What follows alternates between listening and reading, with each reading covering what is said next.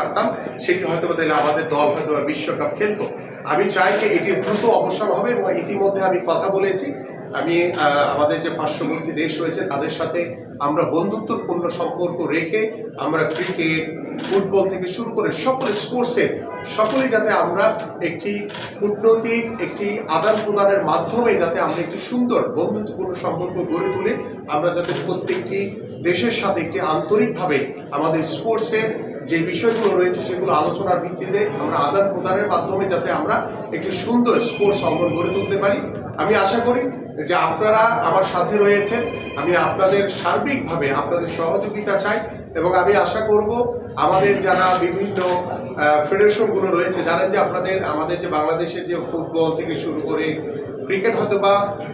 Financially অনেক rich তারা, কিন্তু অন্যান্য যে স্পোর্টসগুলো রয়েছে আমাদের তার অনেক আর্থিক দৈন্যতার কারণে তারা ঠিক মতো হয়তো বা প্রত্যেকটি ইভেন্টকে তারা অর্গানাইজ করতে পারে না, খেলা অনুষ্ঠিত করতে পারে না। আমি চাই যে আমাদের যারা কর্পোরেট হাউসগুলো রয়েছে, ইতিমধ্যে আমি কথা বলেছি কয়েকজনের সাথে এবং সরকারিভাবে তাদেরকে আমন্ত্রণ জানিয়ে আমরা তাদের সাথে বসে আমাদের প্রত্যেকটি ফেডারেশনকে আমরা কর্পোরেট হাউসগুলোর আওতায় এনে আমরা প্রতিনিয়ত যাতে আমাদের যে বাৎসরিক একটি ক্যালেন্ডার আমরা তৈরি করব, সেটি আমাদের দেশীয় খেলা থেকে শুরু করে আন্তর্জাতিক খেলাগুলো যাতে বাৎসরিকভাবে